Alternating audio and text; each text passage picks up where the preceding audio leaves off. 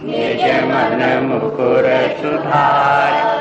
वर्णहु रघुवर विमल यश, जो दायक फलचारि। सियावर रामचंद्र की जय, पवन सुत हनुमान की जय। बोलो भाई सब संतन की जय।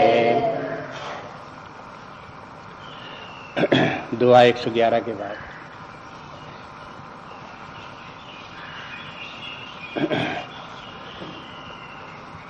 झूठे सत्य जाहि बिनु जाने, जिम भुजंग बिन रजु पहचाने। जहि जाने जग जाय हिराई, जागे जथा सपन भ्रम जाई। बंदं बाल रूप सोई रामू, सब सिद्ध सुलभ जपत जिस नामू। मंगल भवन अमंगल हारी, द्रवहु सुदशरथ अजिर बिहारी। हरि प्रणाम रामहि त्रिपुरारी, हरषि सुधा सम गिरा उचारी। धन्य धन्य गिरिराज कुमारी, तुम समान नहीं को उपकारी। पूछे हूँ रघुपति कथा प्रसंगा, सकल लोक जग पावनी गंगा। तुम रघुबीर चरण अनुरागी, तीनों प्रश्न जगत हित लागी। राम कृपा ते पार्वती, सपने हूँ तब मन माही। राम कृपा ते पार्वती, सपने हूँ तब मन माही। शोक मोह संदेह भ्रम मम विचार कछु नाहि। मम विचार कछु नाहि। सियावर रामचंद्र की जय, पवन सुत हनुमान की जय। बोलो भाई सब संतन की जय।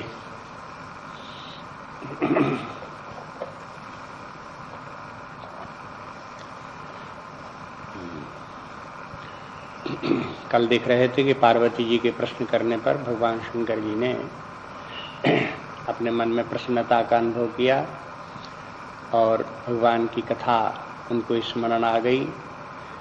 अपने हृदय में भगवान का उन्होंने ध्यान किया। वो परब्रह्म परमात्मा जो आनंद स्वरूप है, सच्चिदानंद स्वरूप है, उसका ध्यान किया। भगवान राम का सगुण रूप का ध्यान किया और फिर कथा कहना शुरू की। तो दोहे से ये मालूम होता था कि रघुपति चरित महिष तब हर्षित वर्णय लीन। भगवान शंकर जी ने भगवान का चरित्र कहना प्रारंभ कर दिया। लेकिन यहाँ देखते हैं कि अभी वो ध्यान में जो कुछ देख रहे हैं, अपने हृदय में जो कुछ अपने समझ रहे हैं, उसका पहले वर्णन करते हैं। अभी बोल नहीं रहे हैं भगवान शंकर। जैसे ये कहते हैं झूठों सत्य बाहित जाहि बिन जाने, तो ये बात अभी पार्वती जी से कह नहीं रहे हैं। अपने मन में वो विचार करते हैं कि देखो ये समस्त नाम रूपात्मक जगत मिथ्या होते हुए भी सत्य के समान जान पड़ता है। जिम भुजंग बिन रज पहचाने, जैसे रस्सी को बिना पहचाने हुए सर्प प्रतीत होता है। अंधेरे में अगर वो रस्सी को देखा तो सर्प जैसे लगने लगी तो उसे सर्प ही मान लिया। तो जब तक रस्सी नहीं दिखाई देती तब तक वो सर्प प्रतीत होता है। और जहाँ रस्सी देख ली तो उसकी प्रतीति भ्रांति मिट जाती है। अब ये मिथ्यात्व का सिद्धांत, जगत का नाम रूपात्मक होना, उसका मिथ्यात्व का सिद्धांत जैसे अद्वैत वेदांत में स्वीकृत है, उसी प्रकार से तुलसीदास जी भी उसका वर्णन करते हैं। लेकिन तुलसीदास जी समन्वयवादी हैं। थोड़ा समन्वयवादी के माने वो और सिद्धांत जो हैं जैसे विशिष्टाद्वैतवाद हैं, उन सब सिद्धांतों को भी साथ लेकर के चलते हैं। इसलिए शब्दों का प्रयोग इस प्रकार से करते हैं जिससे कि वो सभी का भाव उसमें सम्मिलित हो जाए। उपनिषदों के ऋषियों का भी यही प्रक्रिया है। वे भी जब इस सब अध्यात्म का निरूपण करते हैं तो उनके वचनों में अद्वैतवाद भी मिल जाता है, विशिष्टाद्वैतवाद भी मिल जाता है, शुद्धाद्वैतवाद भी मिल जाता है, ये सब उनके बीच में मिल जाता है। लेकिन आचार्यों ने बाद में चल करके उसकी स्कैनिंग की, अलग अलग छान करके ये अद्वैतवाद का विचार है, विशिष्टाद्वैतवाद का ये विचार है, इस प्रकार से अलग अलग करके उसमें से निकाला। तो तुलसीदास जी के भी सिद्धांत में इसी प्रकार से विशिष्टाद्वैतवाद, शुद्धाद्वैतवाद ये भी मिल जाते हैं, लेकिन अद्वैतवाद भी उसमें जो है वो विद्यमान है। शंकराचार्य जी ये कहते हैं कि जहाँ अद्वैतवाद सिद्ध हो जाए तो वो सब जितने और भी वाद हैं वो सब उसी में समा जाते हैं। उनका फिर जो है वो अलग से कोई अस्तित्व, अद्वैतवाद के अलग विपरीत खड़ा होकर के कोई सिद्धांत फिर नहीं रह जाता, वो उसी में समाहित हो जाता है। ये इसका मत है। तुलसीदास जी का मत ये है कि ये सबका सब निरूपण इसी प्रकार से करते हैं कि सभी मतों का उसमें तात्पर्य निकल आ रहा है। तो ये बात भी एक सामान्य रूप से ध्यान में रखने की है, किसकी अप्रोच किस प्रकार की है। शंकराचार्य जी अद्वैतवाद का वर्णन करते हैं, लेकिन उसमें समस्त अन्य वादों को उसी के भीतर समेट लेते हैं और प्रधानता अद्वैतवाद की होती है। तुलसीदास जी भी अद्वैतवादी हैं, लेकिन अद्वैतवाद के साथ अन्य सिद्धांतों को उसके अंतर्गत समेटते नहीं हैं, बल्कि अन्य सिद्धांतों का भी स्वतंत्र रूप से अर्थ निकल सकता है।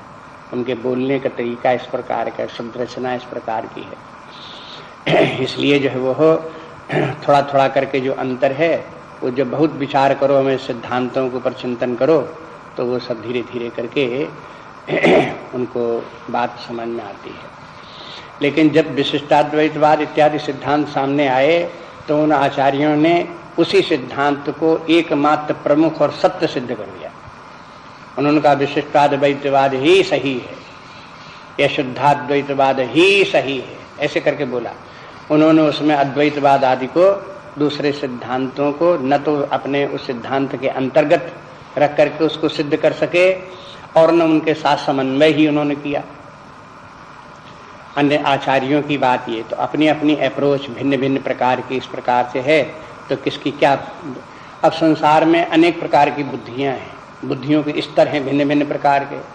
किसी को जगत ही सत्य दिखाई देता है, द्वैत ही सत्य दिखाई देता है, न उनको विशिष्टाद्वैतवाद समझ में आवे, न शुद्धाद्वैतवाद समझ में आवे, न द्वैताद्वैतवाद समझ में आवे, न अद्वैतवाद समझ में आवे। जितने सिद्धांत ये हैं वो उनके बुद्धि में आते ही नहीं। उनको तो जो दिखाई देता है बस उतनी बात मानते हैं, तो उनकी तो बात ही क्या कहनी।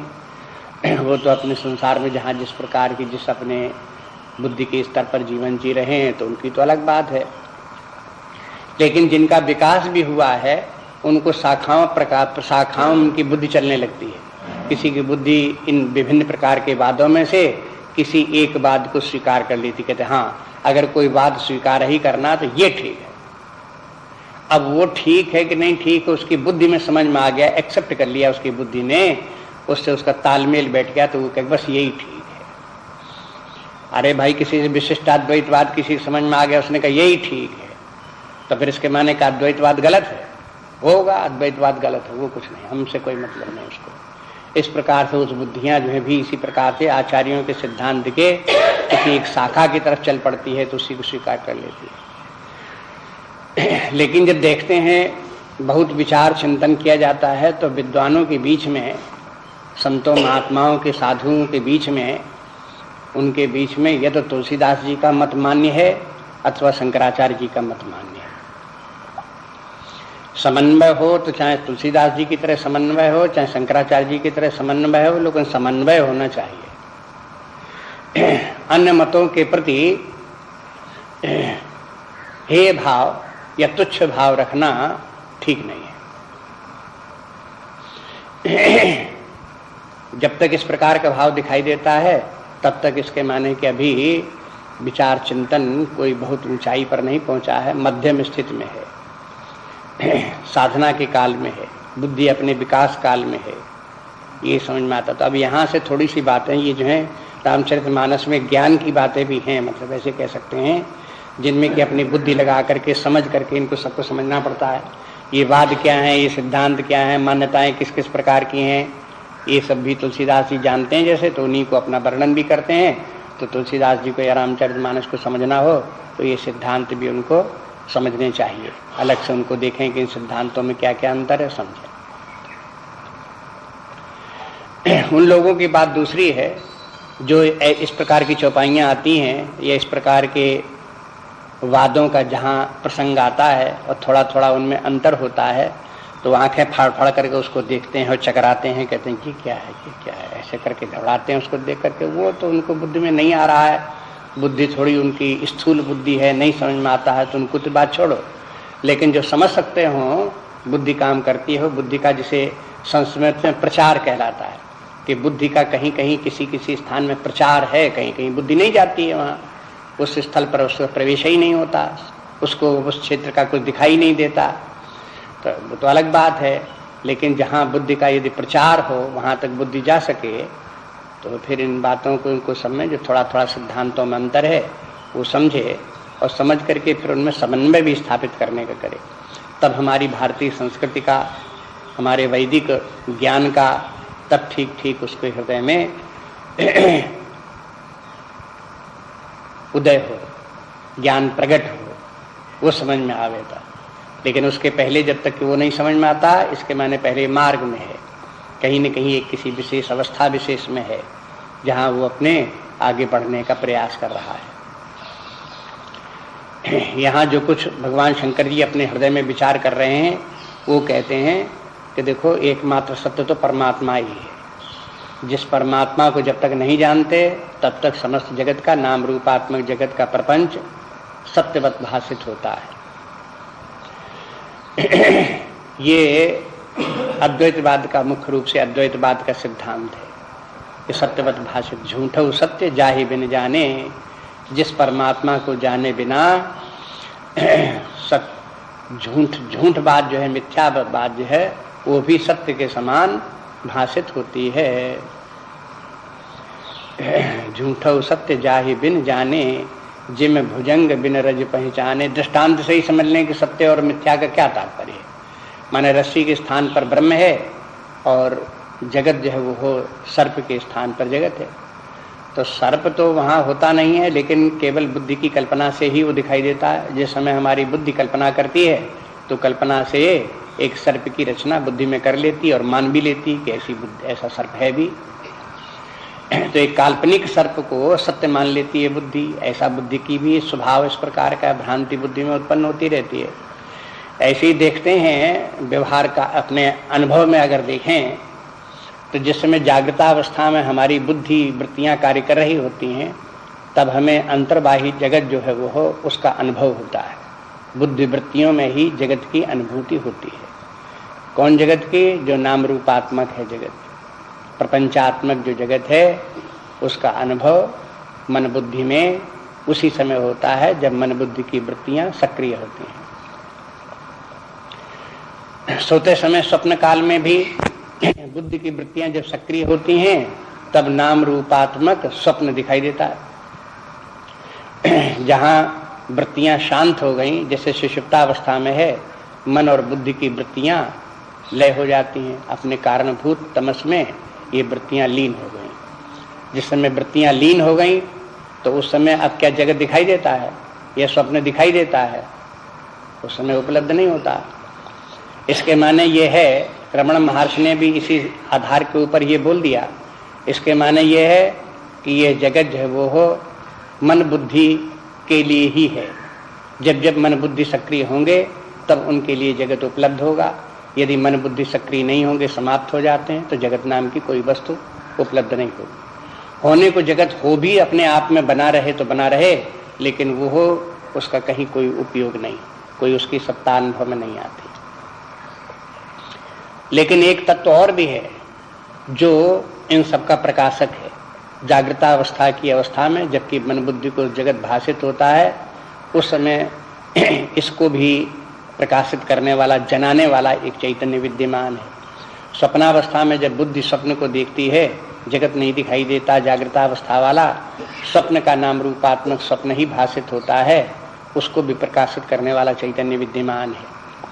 सुषुप्तावस्था में जब मन बुद्धि अहंकार नहीं होते और उस समय अपना और पराया कुछ भी भाषित नहीं होता, उस अवस्था का भी प्रकाशक चैतन्य महाविद्यमान होता है। इसके माने है सत्ताएं दो प्रकार की हैं। एक चैतन्यमयी सत्ता है जो कि तीनों अवस्थाओं में एक समान विद्यमान है, स्वयं अपने आप को प्रकाशित करती है और उसके प्रकाश में जो वस्तु भी आती है उसको भी वो प्रकाशित करती है। दूसरी सत्ता इस प्रकार की है जो वृत्त्यात्मक है, मन बुद्धि की वृत्तियों के ऊपर आश्रित है। बुद्धि की वृत्तियां होंगी तो वो दिखाई देगा, मन वृत्तियां नहीं होंगी तो नहीं उपलब्ध होगा। इस प्रकार से ये है इंद्रियों के द्वारा, मन बुद्धि के द्वारा जो नाम रूपात्मक जगत दिखाई देता है वो अपने भिन्न प्रकार का है। अब दोनों में अंतर है, बहुत अंतर एक दूसरे में है। अब वो चैतन्य स्वरूप आत्मा या परमात्मा जो है नित्य विद्यमान है, लेकिन देखते हैं कि इंद्रियां, मन बुद्धि और जगत, उनसे भाषित होने वाला जगत नित्य विद्यमान नहीं है, न सुषुप्तावस्था में न समाधि अवस्था में। ऐसे करके देखते हैं तब ये समझ में आता कि इसकी स्थिति भिन्न प्रकार की है। वो चैतन्य स्वरूप आत्मा, उसका लक्षण अलग है, नित्य है वो, लेकिन ये नित्य नहीं है। परमात्मा आत्मा चेतना स्वरूप है और ये है उस चेतना के द्वारा प्रकाशित होने वाले मन बुद्धि जगत प्रकाश्य हैं, प्रकाशित होने वाले नहीं हैं। ये भी अंतर दोनों में दिखाई देता है। तो माने एक दीपक के समान स्वयं प्रकाशवान है, एक घट के समान प्रकाश्य है। जब दीपक उसे प्रकाशित करे तो प्रकाशित हो, नहीं तो घट अपने आप से प्रकाशित नहीं होता। ऐसे करके जगत घट के समान जगत है, दीपक के समान चैतन्य स्वरूप परमात्मा है।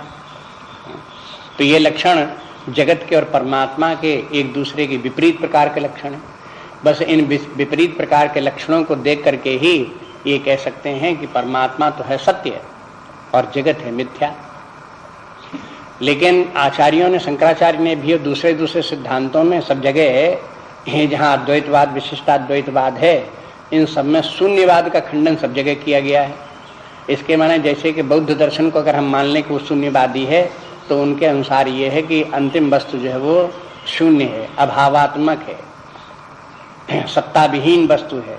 ऐसा कोई सिद्धांत नहीं मानता। परमात्मा स्वयं सत्स्वरूप है, इस प्रकार से तो स्वीकार है ही है। लेकिन ये जगत भी बौद्धों के जैसा शून्य है, उस शून्य के समान ये जगत भी शून्य नहीं है।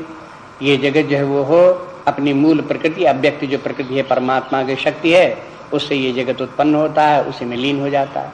मन बुद्धि भी परमात्मा की एक अंशरूप शक्ति है, उसी से ये सब उत्पन्न होते हैं, उसी में लीन हो जाते हैं। तो परमात्मा है और परमात्मा की एक माया शक्ति है, और वो माया शक्ति के दो रूप हैं, अव्याकृत और व्याकृत। तो ये इनका प्रसरण होता रहता है, कभी अव्याकृत में कभी व्याकृत में। जैसे जागृतावस्था में आना, सुषुप्तावस्था में जाना, फिर जागृतावस्था में आना, फिर सुषुप्तावस्था में जाना।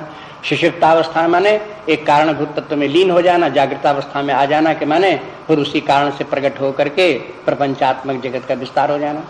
इस प्रकार से सारा जगत भी, जितनी भी सृष्टि है, वो परमात्मा के अव्याकृत रूप में, माया के अव्याकृत रूप में परमात्मा में स्थित हो जाती है, और फिर उसी से सृष्टि काल में व्याकृत रूप में आ जाती है।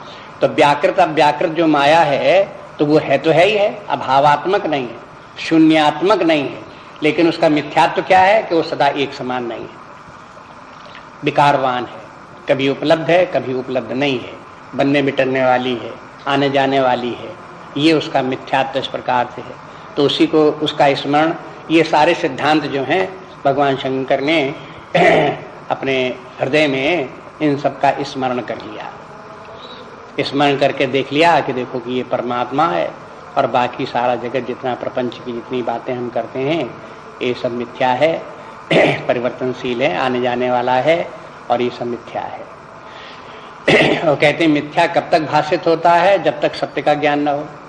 तो कहते हैं, एक उदाहरण दिखाते हैं इस प्रकार से, चाहे तो ऐसे ही समझ लो, रस्सी और सर्प में भी ये घटित होता है कि सर्प, वो मिथ्या सर्प तब तक सत्य लगता है जब तक रस्सी नहीं देखी, रस्सी देख ली तो सर्प बुद्धि समाप्त हो जाती है।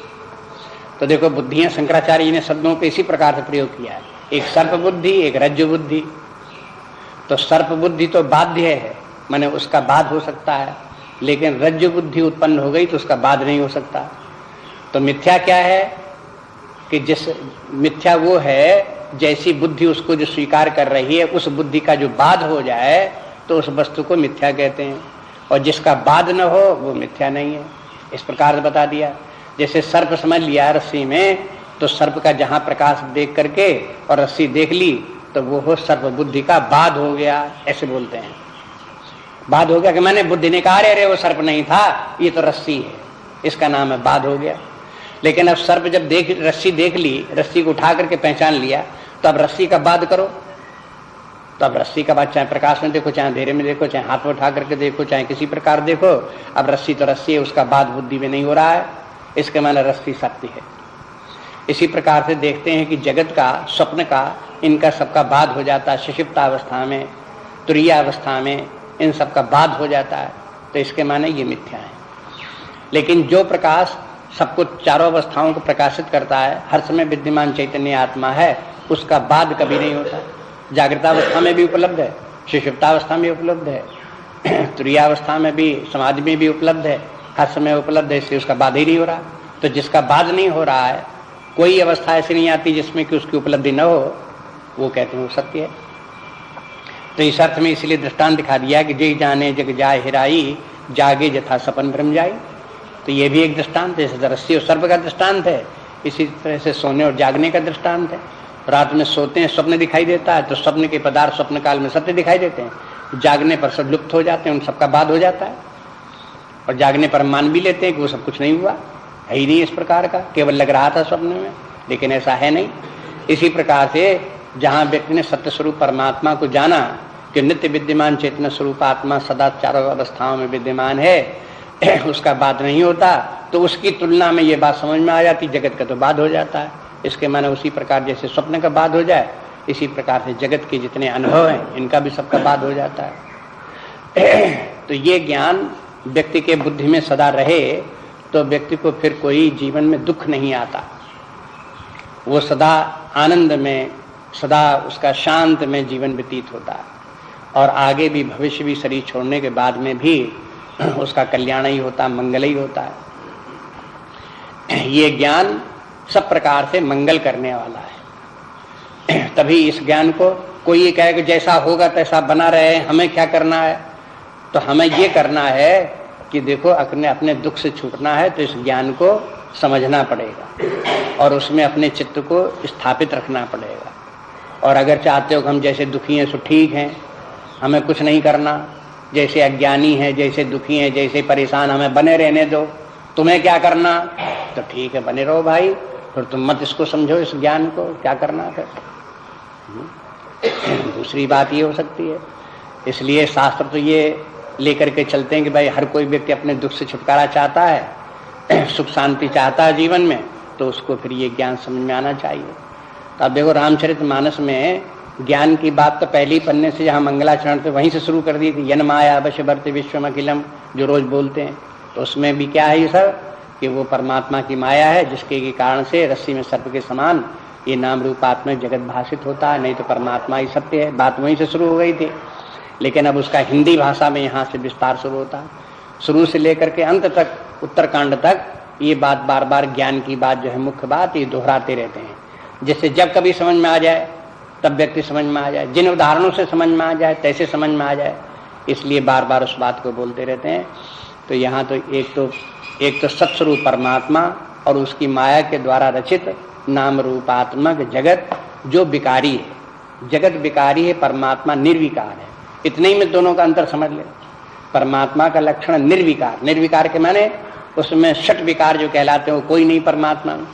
परमात्मा की न उत्पत्ति हो न विनाश हो, परमात्मा का में कोई परिवर्तन भी नहीं हो, न घटे न बढ़े, न स्थूल हो न सूक्ष्म हो, न कोई और कोई उसमें कोई इसी प्रकार का परिवर्तन आवे।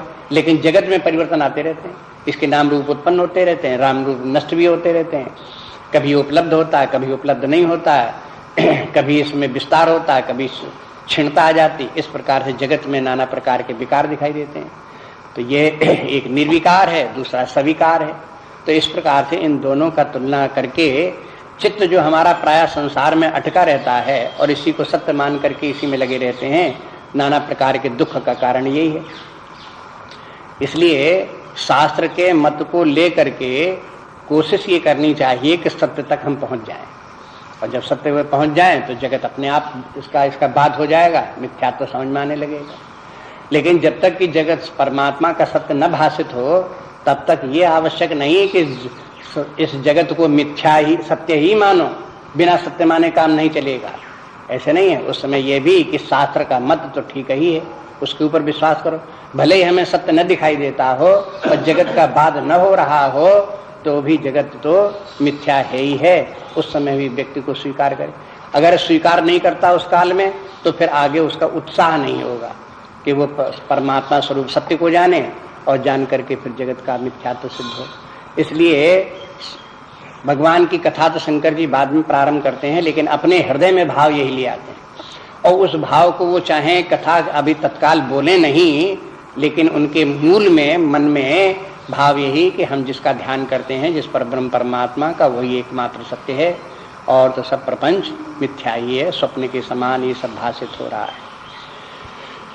एक बात तो ये हुई। दूसरी बात ये कहते हैं कि अब सगुण निर्गुण की बात भी संक्षेप में आ जाती है। जो ऐसा परमात्मा है जो सत्स्वरूप परमात्मा है, सच्चिदानंद स्वरूप ब्रह्म है, वही ब्रह्म ही भगवान राम है। और राम में भी जो बालक रूप भगवान राम है, जो हमारे इष्ट हैं, वो भी वही है। यानी बालक रूप राम भगवान वही हैं जो परब्रह्म परमात्मा है, जिसके जानने से जगत मिथ्या दिखाई देने लगता है, वही भगवान राम बाल रूप में। तो यहाँ पे जो ही करके सोई कहते हैं कि बंदो बाल रूप सोई राम, सोई ब्रह्म भगवान राम जो है वो राम है।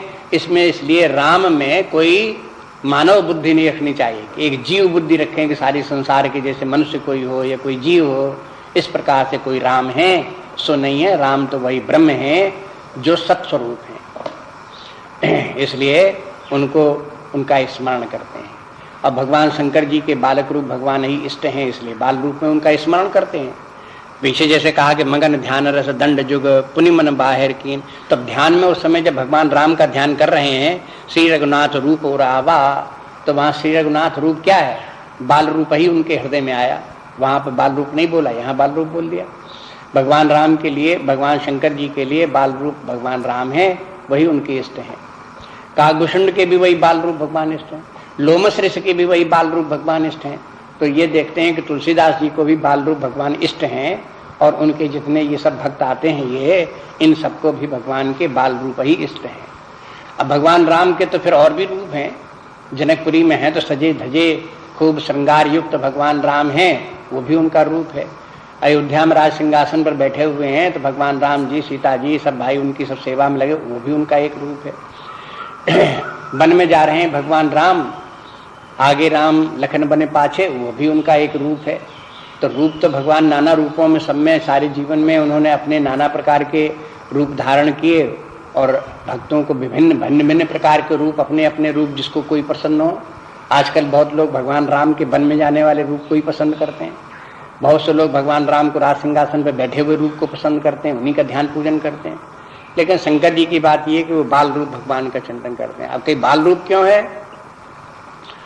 बाल रूप भगवान राम में कई बातें हैं जो इनको संतों को, भक्तों को प्रिय लगी, उसी को वो स्वीकार करते हैं, उनको उसके कारण से उनका आकर्षण बाल रूप भगवान की तरफ होता है। एक तो परमार्थ की दृष्टि से विचार करें तो बाल रूप भगवान में अभी कोई उस प्रकार का आवेश अभी नहीं आया, जैसे युद्ध क्षेत्र में धनुष बाण लिए हुए वीर रस का आवेश आ गया हो, या जनकपुरी में जैसे श्रृंगार का आवेश आ गया हो, जैसे वन में जाते हुए तपस्वी का आवेश आ गया हो।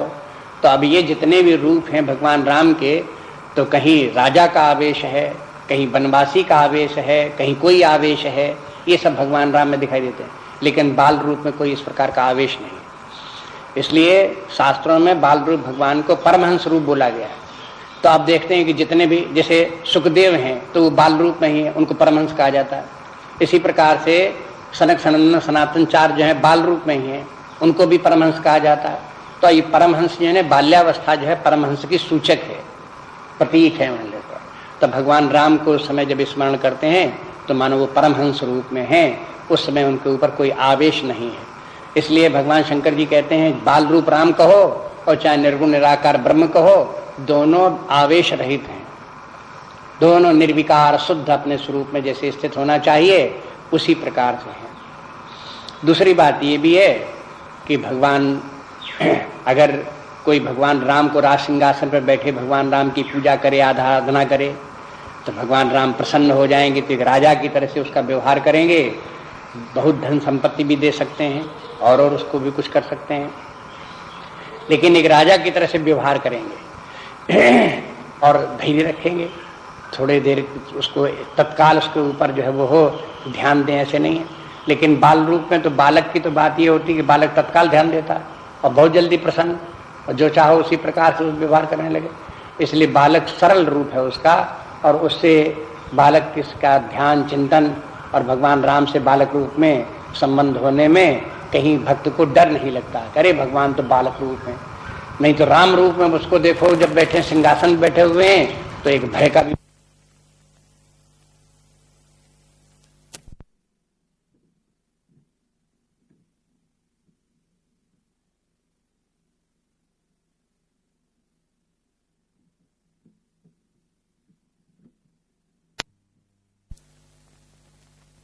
और उसी को इष्ट मानते हैं। तो शंकर जी के इष्ट जो है भगवान राम बाल रूप में हैं और सब सिद्ध सुलभ जपत जिस नामू, और कहते हैं उन्हीं वो भगवान ऐसे हैं जिनका कि नाम जपने से सारी सिद्धियां प्राप्त हो जाती हैं। सिद्धियों को लोग 8 सिद्धियों के रूप में नाना प्रकार की भौतिक उपलब्धियों को सिद्धि मानते हैं, लेकिन गीता की तरफ से सिद्धि का ध्यान दें तो तुलसीदास जी सिद्धि उसे भी स्वीकार करते हैं। सिद्धि के माने है चित्त के शुद्ध होना, मन सतोगुण आ जाए, तमोगुण रजोगुण दूर हो जाए, मन शांत हो जाए, संतुलित हो जाए, सूक्ष्म हो जाए, निर्मल हो जाए, गहन तत्व का अवगाहन करने की सामर्थ्य बुद्धि में आ जाए, इसको सिद्धि कहते हैं। तो भगवान का नाम जपो, भगवान राम का नाम जपते जपते ऐसी सिद्धि आ जाएगी, बुद्धि निर्मल हो जाएगी, शुद्ध हो जाएगी, ये सब लाभ उसको प्राप्त हो जाएंगे। तो कहते हैं भगवान का नाम की महिमा ये है कि उनका नाम जपने से भी सिद्धि प्राप्त हो जाती है। वही भगवान राम नाम की महिमा हो गई, सगुण रूप बाल रूप भगवान राम की महिमा हो गई, और ये जो सगुण रूप है वो भी निर्गुण निराकार ब्रह्म जो है सच्चिदानंद स्वरूप सत्स्वरूप ब्रह्म है, वो भी उसकी भी महिमा हो गई और इन सबका संबंध भी हो गया। तो कहते हैं मंगल भवन अमंगल हारी। अभी बाल रूप भगवान राम की कहते हैं कि ये जो है मंगल रूप हैं, अमंगल का हरण करने वाले हैं, और द्रबहु दशरथ है अजिर बिहारी। दशरथ अजिर बिहारी के माने दशरथ जी के अजिर माने आंगन में विहार करने वाले भगवान राम हमारे ऊपर कृपा करें। तो माने दशरथ जी के तो आंगन में विहार करने वाले बाल रूप ही हैं, उसके बाद वनवासी राम थोड़े उनके आंगन में विहार कर दें। इसलिए ये है, इसके माने ये कि बाल रूप जो है वो जब शंकर जी को याद आया तो याद आया महाराज दशरथ का आंगन, उस आंगन में भगवान राम खेल रहे हैं, क्रीड़ा कर रहे हैं, जहां पर उसका वर्णन विस्तार से तो समय आता है जब काकभूषण जी वहां आते हैं अयोध्या में, और फिर भगवान की बाल लीलाएं देखते हैं। तो भगवान उनको फिर जो अपने खा रहे हैं, पुआ वगैरह खा रहे हैं, तो उसको काकभूषण को दिखाते हैं, तो काकभूषण उसको लेने को दौड़ता है, और फिर भगवान राम उसको पकड़ने को दौड़ते हैं। ये सब लीलाएं उस समय जितनी होती हैं उनकी, वो सब लीलाओं का स्मरण जैसे मान लो भगवान शंकर जी को आता है कि महाराज दशरथ के आंगन में खेलने वाले भगवान राम जो है वो हमारे इष्ट देव हैं, वही परब्रह्म परमात्मा। लेकिन एक और कॉन्ट्रडिक्शन भी बहुत हो गया, कहाँ वो परब्रह्म परमात्मा अनादि अनंत जगत भी नहीं था, तब भी सब में व्यापक होकर के सर्वशक्तिमान होकर के विद्यमान है, और जिसके कि एक अंश में स्थित वाली माया और मिथ्या माया भी इसने जगत का विस्तार कर देती है, वो उसके अधीन रहने वाली ये माया। और कहाँ भगवान राम बाल रूप में दशरथ का आंगन, और उसमें भी एक बालक की तरह से खेलने वाले, देखो दोनों में कितना अंतर हो गया। लेकिन इसके माने ये है कि वो परमात्मा सब कुछ है, चाहे सर्वशक्तिमान होकर सर्वत्र व्यापक हो, चाहे एक कण को भी देखो तो भी परमात्मा अपने उसी रूप में विद्यमान है, वो सब जगह है और सब काल में है, सब रूपों में वही विद्यमान है। तो मंगल भवन भगवान श्री राम जी जो है इस प्रकार से मंगल के भवन हैं, और अमंगल का हरण करने वाले। मंगल भवन के बने उनका स्मरण करते हैं तो सब मंगल ही होता, सारे अमंगल दूर हो जाते हैं। संसार में लोग जो है वो अपनी इच्छित पदार्थ सब कुछ प्राप्त कर लेते हैं, परिवार भी प्राप्त हो गया, धन भी हो गया, भवन भी हो गया, पद भी हो गया, सब हो गया, लेकिन मंगल नहीं हुआ। वो मंगल कैसे हो? वो अंत में भी रामचरितमानस के अंत में कहते हैं कि देखो, जब तक भगवान श्री राम जी की शरण में न जाओ या परमात्मा की शरण में जाओ, चाहे भगवान राम हो, चाहे कृष्ण हो, चाहे शिव हो, उनकी जब तक शरण में जाओ तब तक जिए की जरन न जाए। सिद्धांत है कि जब तक परमात्मा की भक्ति हृदय में नहीं आती तो हृदय में जो दुख और जलन बनी रहती वो मिटती नहीं। संसार की किन्हीं वस्तुओं से वो जलन मिट नहीं सकती। इसलिए इस बात को समझ करके इस तरफ ध्यान देना चाहिए। भगवान का ज्ञान हो, भगवान की भक्ति आवे, उनका प्रेम आवे, तो जैसे जैसे भगवान का प्रेम भक्ति आएगा तैसे तैसे जी की जलन मिटेगी, चित्त शांत होगा, उसमें सौहार्द आएगा, प्रेम का सरसता आएगी उसके हृदय में, कर्कशता समाप्त होगी, दुख भी दूर होगा, जहाँ जहाँ कहाँ भी दूर होगी, लड़ाई झगड़ा भी दूर होंगे, अशांति भी दूर होगी।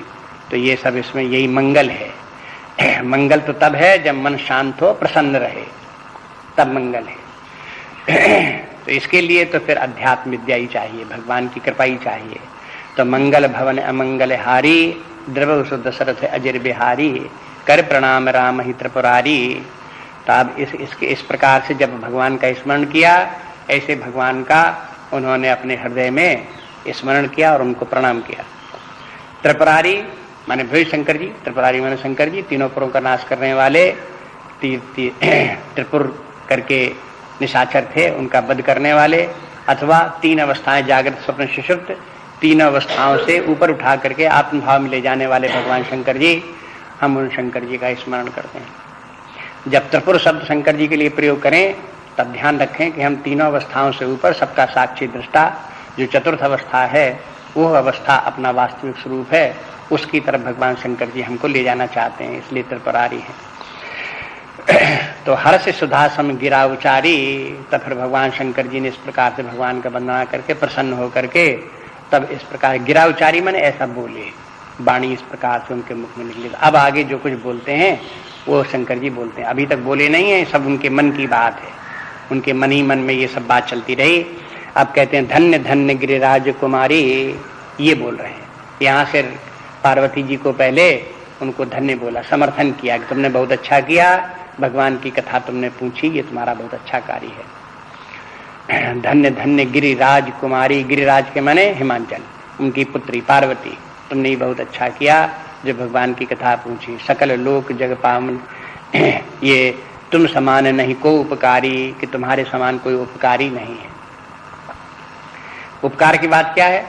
अब वो आगे भगवान शंकर जी स्वयं कहते हैं, पार्वती जी अपने लिए कथा पूछ रही हैं और अपना ही उपकार चाहती हैं कि हमारे संशय नष्ट हो, हमारे जी की जलन समाप्त हो, जो पिछले जन्म की बात जो हुई थी, घटना घटी थी, उससे गलती हुई थी, जो अब भी हमें पश्चाताप होता है, उससे छुटकारा हमारा हो, इसलिए अपने लिए वो पूछ रही थी। लेकिन शंकर जी कहते हैं कि नहीं नहीं, ये तुम्हारा सब पूछना जो है वो हो परोपकार के लिए है। परोपकार में दूसरों का कल्याण हो, इसके माने ये कथा का जो है वो अनुष्ठान जो होता है, चर्चा होती है, ये परोपकार के लिए होती है।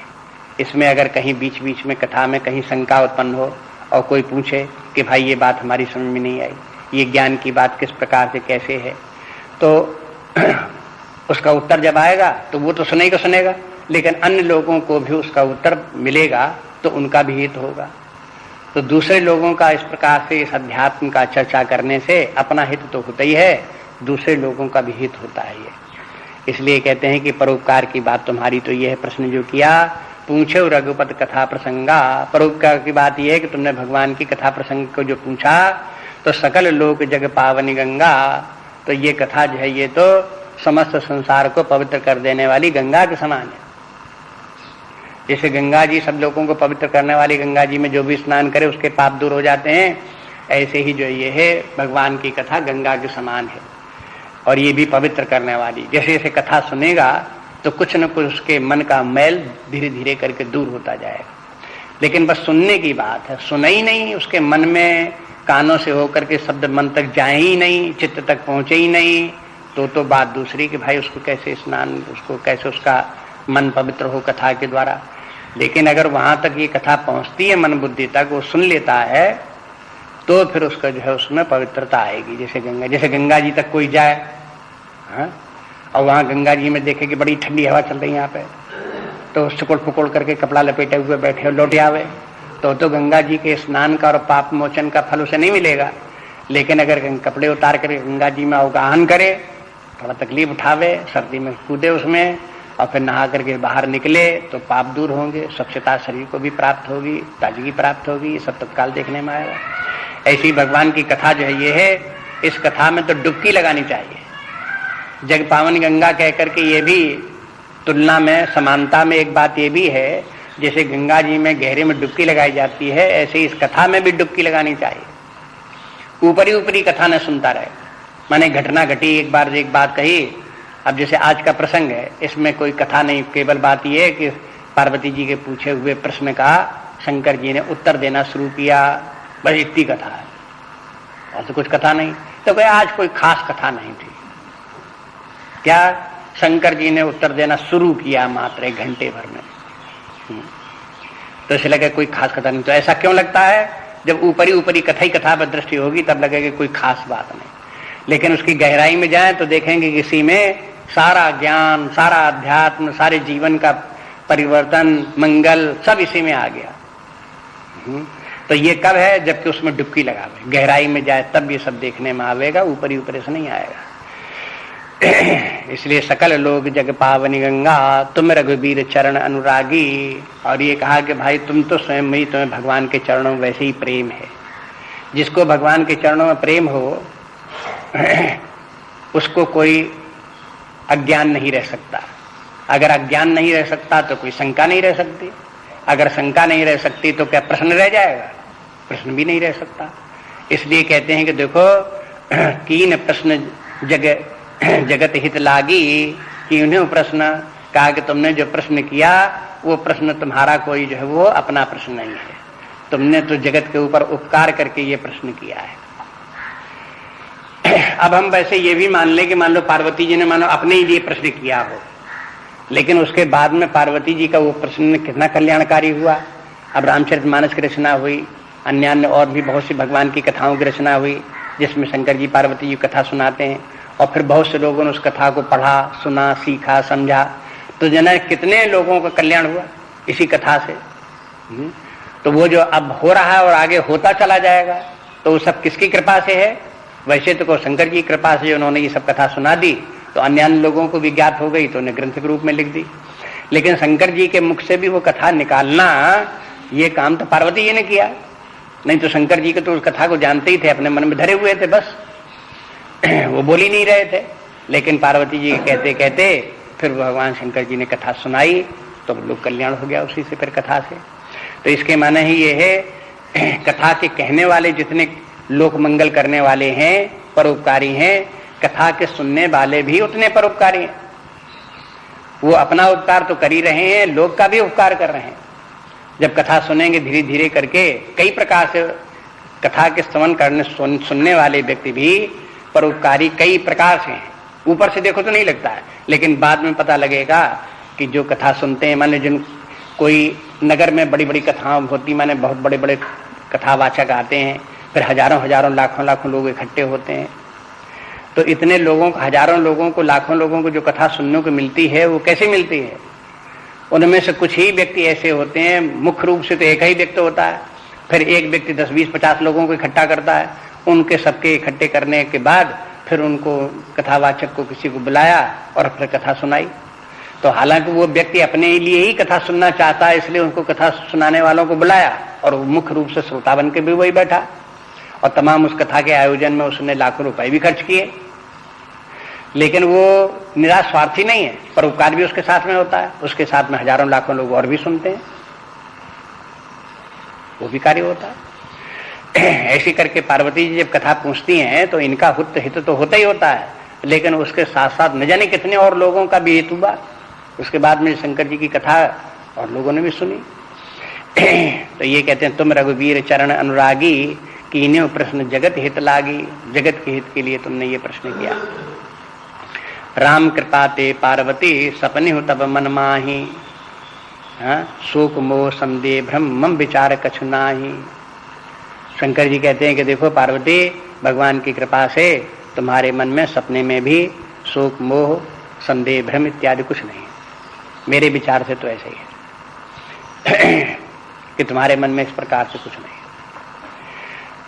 याज्ञवल्क्य और भरद्वाज की भी बात ऐसी है। ऐसा नहीं कि भरद्वाज निरे अज्ञानी थे। याज्ञवल्क्य जैसे प्रश्न किया भरद्वाज जी ने तो याज्ञवल्क्य जी समझ गए।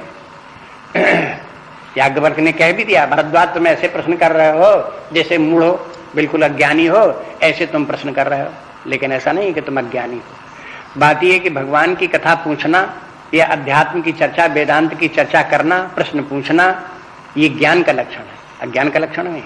अज्ञानी तो वो है जिसको इस तरफ बिल्कुल रुचि नहीं, न कथा के संबंध में कुछ जानना चाहता है, न जानता है, न जानना चाहता है, न वेदांत के संबंध में कुछ जानता है, न उसके संबंध में जानना चाहता है। दोनों बातें, तब वो महामूढ़ है। लेकिन अगर नहीं जानता है तो कोई उतनी आपत्ति नहीं, जानने की इच्छा तो होनी चाहिए। अगर जानने की इच्छा है तो इसके माने भी वो कुछ जानता है, तब जानने की इच्छा है। बिना कुछ जाने हुए जानने की इच्छा नहीं होती। मुंडक उपनिषद में देखते हैं, वो कैवल्य उपनिषद में देखते हैं कि एक शिष्य आश्वलायन जब ब्रह्मा जी के पास आता है तब वो उनसे ये कहता है कि भगवान, ये ब्रह्म विद्या सब विद्याओं में वरिष्ठ है। संतों के, महात्माओं के बीच में, ज्ञानी व्यक्तियों के बीच में ये विद्या बड़ी ही आदरणीय है। हम उसी विद्या को आपके पास प्राप्त करने के लिए आए हैं। तो बताओ, आश्वलायन को उस विद्या के संबंध में ज्ञान है कि नहीं ज्ञान है? तो आप देखेंगे इतना ज्ञान तो है ही है कि अन्य विद्याओं में सबसे श्रेष्ठ विद्या अध्यात्म विद्या ही है। इतना ज्ञान तो है ही है। और सभी लोग उसी विद्या की प्रशंसा कर रहे हैं, ये भी ज्ञान उसे है। और कुछ न कुछ रूपरेखा भी उसकी जानता है कि अध्यात्म विद्या क्या है, कोई लौकिक विद्या थोड़ा है। जैसे इतिहास भूगोल होते हों, अर्थशास्त्र वगैरह होते हों, ऐसी विद्या तो नहीं है। ये अध्यात्म विद्या है, परमार्थ की विद्या है ये। तो इस प्रकार ये बात भी जानते हैं। तो जब अध्यात्म विद्या के संबंध में कोई बात जानता है, उसकी महिमा को जानता है, तब उसके मन में जिज्ञासा होती है कि हम इसको और अधिक जाने। ऐसी भगवान की कथा को थोड़ा बहुत कोई जानता हो और उसकी महिमा को जानता हो। कथा को जानना एक जो है वो इतिहास की तरह से जानना बात दूसरी है। जब उस कथा की महिमा को समझे, ये तो लोक कल्याणकारी है, हमारे जीवन को ही बदल देने वाली है, ऐसे करके जब वो जिस व्यक्ति को समझ में आवेगा तो कहेगा कि तो फिर हमारा भी कल्याण होगा, हम भी इस कथा को सुनना चाहते हैं। तो अब इतना ज्ञान तो उसको हो गया होगा। इसलिए कहते हैं कि देखो, पार्वती से कहते हैं भगवान शंकर जी कि देखो, भगवान की कृपा से तुमको घोर अज्ञान नहीं है ऐसा कि जैसे निराज्ञान ही ज्ञान तुमको हो, वो हम नहीं मानते हैं। राम कृपा ते पार्वती, भगवान की कृपा से पार्वती जी, सपने होता वो मन माए। ये राम कृपा कहाँ से आ गई? तो अगर जोड़ना चाहो तो पिछले जन्म की कथा से जोड़ भी सकते हो। पार्वती जी, सती ने जब भगवान राम के पास गई, सीता का रूप धारण किया, भगवान राम ने पहचान लिया, तो सती जी को बहुत संकोच लगा और देखा कि सती जी घबरा रही हैं। तो भगवान राम ने फिर अपनी महिमा उनको दिखा दी। जो उन्होंने अपनी महिमा भगवान सती को भगवान राम ने दिखा दी, वो भगवान राम की कृपा थी। उस कृपा के प्रभाव से उनका जो है वो सारा जो है वो संदेह समाप्त हो गया। उनका जितना भी मोह था दूर हो गया, जितना उनका जो है वो संदेह था वो सब दूर हो गया, निवारण हो गया वहीं से। शंकर जी के कहने से, शंकर जी ने भगवान राम की महिमा बहुत सुनाई, उससे मोह दूर नहीं हुआ पार्वती जी का, लेकिन भगवान राम ने इस प्रकार से अपने स्वरूप को प्रकट कर दिया तो उनका मोह दूर हो गया। लेकिन उसके बाद में भी उनके मन में दुख बना रहा, तो वो तो दुख अपनी गलती के कारण बना रहा, पश्चाताप के कारण उनको दुख बना रहा, शंकर जी के त्याग के कारण दुख बना रहा। लेकिन मोह जो उस समय एक प्रकार से ये कह सकते हैं कि भगवान राम की कृपा से मोह तो उसी समय दूर हो गया, भ्रम तो उसी समय दूर हो गया। उनको समझ में आ गया कि ये राम जो है ये केवल लौकिक पुरुष जैसे जीव तमाम होते हैं, मनुष्य होते हैं, ऐसे राम नहीं है। अज्ञानी राम नहीं है मनुष्यों की तरह से, जीवों की तरह से। ये ज्ञानवान है, नित्य विद्यमान है और सर्वत्र इनकी सत्ता है। ये बात सब उसी समय समझ में आ गई थी। तो ये कहते हैं कि तुम्हारे मन में ना कोई मोह है, न कहीं संदेह है, न कहीं भ्रम है, ये सब तुम्हारे अंदर नहीं है। और भी देखते जाएं तो अब देखो, जैसे यहां दिखाते हैं शोक, पहले बोल दिया। शोक व्यक्ति को कब होता है? जब मोह हो, संदेह हो, भ्रम हो, तभी उस व्यक्ति को शोक भी होता है। शोक जो है इसी कोटि का है। कोटि के माने अगर किसी व्यक्ति को इस परमात्मा के संबंध में और जगत के संबंध में अज्ञान हो या भ्रम हो या संदेह हो, तो उसको जीवन में दुख भी होगा।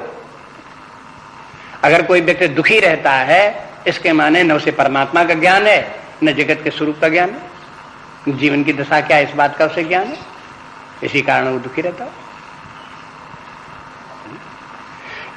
अगर परमात्मा का संदेह नहीं है, परमात्मा के स्वरूप को जानता है, परमात्मा सर्वत्र विद्यमान है, वही अपना स्वरूप है, हम कोई शरीर थोड़े हैं, हम कोई दुखी रहने वाले प्राणी थोड़े हैं, हम तो आत्मा है, परमात्मा है, आनंद स्वरूप है, ऐसा जानने वाला व्यक्ति को दुख क्यों रहेगा?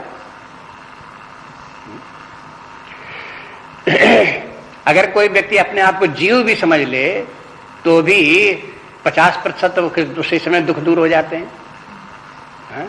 वो अपने आप को समझ लेना इसके बारे में शरीर के मरने के साथ हम मरने वाले नहीं, अपने आप को अमर तो जान ही लेता है, मृत्यु का भय तो उसी समय समाप्त हो जाता है, और भी शरीर से होने वाली जो हानि लाभ है उनका सारा दुख उसका दूर हो जाता है। अगर कोई अपने आप को जीव ही न समझे, शरीर ही मात्र माने रहे, तो फिर दुख होते रहते हैं। शरीर में रोग लगेगा तो दुखी, शरीर के साथ में जितने संबंध उनको देख देख करके दुखी, ये भला वो बुरा, ये हानि ये नुकसान, ये उत्तम ये मध्यम, ये हो गया वो हो गया। अरे किसी किसी लोगों को तो संसार में जब बड़े बड़े हानि लाभ होते हैं तो उनसे दुखी होते हैं। किसी व्यक्ति के पास करोड़ों रुपए थे, चोरी हो गए, डाका हो गए, चले गए, दुखी हो गया वो। किसी के पास बहुत बड़ा परिवार था, वो परिवार जो उसका एक एक करके नष्ट होता गया, परिवार के सब मर गए। एक व्यक्ति को देख, कभी कभी घटनाएं ऐसी हो जाती हैं। एक व्यक्ति के 2 पुत्र थे, उसकी पत्नी भी थी, एक पुत्र मरा, उसके बाद युवा पुत्र, दूसरा पुत्र मर गया, उसके बाद पत्नी मर गई, एक अकेला रह गया वो। अब उस समय बहुत दुखी, पागल हो गया वो। तो ऐसी घटनाएं, जब बड़ी बड़ी घटनाएं होती है तब तो व्यक्ति के जीवन में दुख देखा ही जाता है। बहुत बार हो जाता, फिर तो ये कहोगे कि भाई जिसके साथ ऐसा हो जाएगा तो कौन दुखी नहीं होगा। लेकिन कभी कभी तो देखते हैं लोगों को ऐसे भी कि साधारण से घर में रह रहे हैं अपने, बस नमक में दाल में नमक कुछ कम हो गया कि कुछ ज्यादा हो गया, बस उसी में दुखी हो गए, झगड़ा हो गया, हाय हाय हो गई, मारकाट हो गई। थाली को रखने में भी खाने के लिए रखी तो घुमा के बजाय के अपने सामने की तरफ दाल होनी चाहिए, रोटी अपने सामने की तरफ हो गई, तो उसी में बिगड़ाहट होगी कि तुम्हें थाली भी रखनी नहीं आती, तुम इतने पागल हो, तुम इतने मूर्ख हो, झगड़ा हो गया। ऐसी छोटी छोटी बातों के ऊपर जिनको झगड़ा होता है, लड़ाई होती है, उनकी अशांति होती है, उनको क्या कहा जाए? इसके माने ये है कि उनके रंच मात्र भी ज्ञान नाम की कोई बात है ही नहीं, रंच मात्र अध्यात्म नाम की कोई बात है ही नहीं। तब इन बातों को लेकर के जो है अशांति होगी, दुख होगी। नहीं, इनमें दुख की क्या बात, इसमें अशांत की क्या बात, इसमें परेशान होने की क्या बात इन छोटी छोटी बातों। वही व्यक्ति जो देहाभिमान रखेगा और उसके कारण से अपने जो है वो शरीर भाव रह करके उन्हीं की सब आसक्तियों में फंसा रहेगा, उसी के सबके सब ये सब समस्याएं दुख नाना प्रकार के आएंगे। जहां देह भाव छूटे, जीव भाव अपने आप को समझे, तो फिर संसार में क्या रहने वाला अपने साथ, शरीर के साथ। शरीर छूटा, कहीं दूसरे जगह गए तो चाहे जैसा भला परिवार हो, चाहे बुरा परिवार हो, चाहे बहुत संपत्ति हो, चाहे थोड़ी संपत्ति, सब रह गई यही की, कोई काम नहीं आती, साथ गए तो अकेले चले गए बस। अब उसमें कौन सी दुख की बात, संसार में बनने बिगड़नी, इसको किस बात को लेकर के अपनी बुद्धि को परेशान किया जाए, दुखी हुआ जाए। तो जीव भाव की तुलना में ये शारीरिक जीवन ही एक प्रकार से मिथ्या है, व्यर्थ का दुख है इसमें। अगर जीव भाव सत्य समझ में आ जाए तो देह भाव मिथ्या दिखाई देने लगेगा। ऐसी करके जीव भाव से ऊपर उठ करके आत्म भाव आ जाए तो जीव भाव मिथ्या दिखाई देने लगे। जीव भाव में फिर भी एक शरीर छोड़ो, दूसरा शरीर धारण करो, उस शरीर में फिर सुख दुख भोगो, जन्म का दुख, जरा का दुख, वहां पर भी भोगते फिरो, ये जीव के दुख हैं। लेकिन कब तक जीव के दुख हैं? जब तक आत्मज्ञान नहीं हुआ तब तक जीव के दुख हैं। आत्मज्ञान आ गया, जीव के दुख समाप्त, जीव ही मिथ्या हो गया, जीव के सारे दुख ही मिथ्या हो गए, उनका कोई स्थान ही नहीं रह गया। तो ये सब क्रम क्रम से इस प्रकार से, बल्कि मिथ्यात्व का एक प्रकार की श्रृंखला है। ये क्रम जो चलता है मिथ्यात्व का, जैसे बाल्यकाल था, अब अवस्था में 50 वर्ष पहले की बातों को स्मरण करो, कैसे रहते थे, क्या होता था। मान लो उस समय किसी बात का बहुत दुख होता था, तो आज उस दुख से आपको क्या मतलब। बाल्यकाल में किसी बात का दुख था, मान लो किसी ने आपके कोई चीज छीन ली, कलम छीन लिया, पेंसिल छीन ली, खिलौना छीन लिया, उसके कारण से दुख हो गया, खूब रोए मान लो उस समय। तो आज उस समय का रोना कैसा लग रहा है, एक स्वप्न था, खत्म हो गया। उस समय का रोना धोना बेकार बिल्कुल आज दिखाई देता है, मूर्खता की बात थी उस समय, उसका कोई प्रयोजन आज नहीं। इसी प्रकार सारे जीवन की थोड़ी कल्पना कर लें कि मान लो 80 वर्ष का जीवन है, 100 वर्ष का जीवन है, इसको छोड़ करके चले गए और शरीर के बाहर हम खड़े हुए हैं और दूसरा शरीर हमें प्राप्त हो रहा, तो सारे जीवन में जितनी घटनाएं घटी उसमें चाहे जितने सुख दुख हुए हों, लाभ हानि कुछ भी हुआ, हमारा उनसे क्या प्रयोजन रह गया, कितनी वैल्यू उनकी है। अब उनका मिथ्या तो नहीं दिखाई देता, उस स्थान पर खड़े होकर के देखो सारा जीवन ही मिथ्या, उनका सारा कार्य जितना भी लाभ हानि जितनी सारी मिथ्या थी, रोना धोना सारा मिथ्या था, सारी परेशानियां मिथ्या थी। इसी प्रकार से क्रम क्रम से देखते चले जाएं, आगे बढ़ते चले जाएं, तो आखिर अंततः समस्त दुखों का विनाश उस समय हो जाता जहां आत्मभाव में परमात्मा भाव में आ गए, फिर तो किसी प्रकार का कोई दुख हो ही नहीं सकता, कोई सिद्ध भी नहीं कर सकता कि उस अवस्था में किसी को दुख रह जाएगा। जब देखा कि वो आत्मा अपना स्वरूप है जो निर्विकार है, अकर्ता है, अभोक्ता है, चेतना स्वरूप है, आनंद स्वरूप है, हमें उसका ज्ञान ना हो लेकिन मान ले कि मान लो ऐसे ही हमें, तो बताओ क्या दुख होगा तुमको, बता सकते हो कोई दुख, सिद्ध ही नहीं कर सकते उस अवस्था में कोई दुख होगा। इससे ये कहते हैं कि देखो ये जो शोक जो है, ये दुख, ये कब तक है, जब तक मोह है, संदेह है, भ्रम है, तब तक है। और ये चूंकि संदेह मोह भ्रम तुमको कोई नहीं है, इसलिए तुमको शोक भी नहीं है। पार्वती जी यही चाहती हैं कि हमारा मोह दूर हो, हमारा अज्ञान दूर हो, जिससे कि हमारा भ्रम दूर हो। तो शंकर जी का सबसे पहला जो है वो हो, पार्वती जी जो सबसे पहला प्रश्न है, उसी सबसे पहले प्रश्न का सबसे पहला उत्तर भी यही है। शंकर जी बोलेंगे तो उत्तर ही तो देंगे, कोई अपने मन से कोई बात थोड़ी बोलने लगेंगे। पार्वती जी ने सबसे पहले ही जब उनसे प्रश्न करना शुरू किया कि हे भगवान, उनको प्रणाम वंदना इत्यादि करके जब पूछा, तब यही कहा कि ऐसी कृपा करो कि हमारा अज्ञान दूर हो।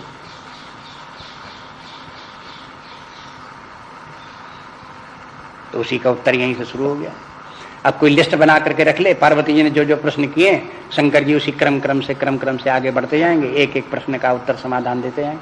शंकर जी सब, अगर हम मान लेते हैं पार्वती जी ने 20 प्रश्न किए, तो शंकर जी अपने ध्यान में 20 प्रश्नों की लिस्ट रखे हुए हैं, एक एक प्रश्न को लेकर के उसका समाधान बोलते चले जाते हैं।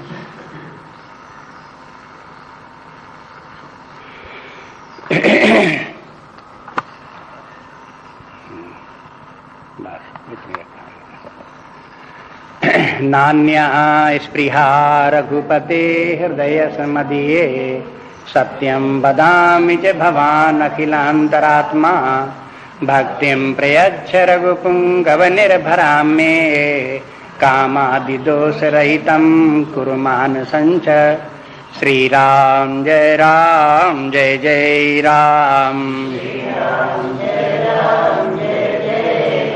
श्री राम जय राम जय जय राम, श्री राम जय राम जय जय राम,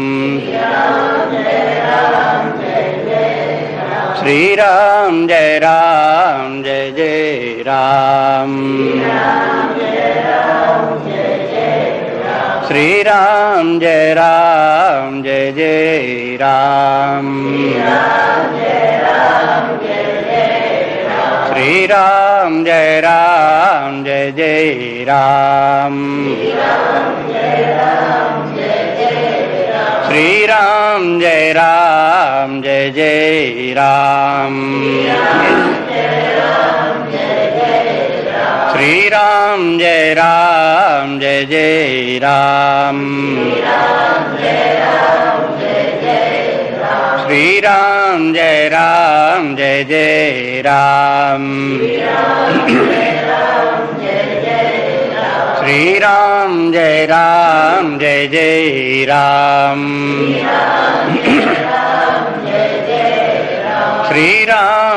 राम जय जय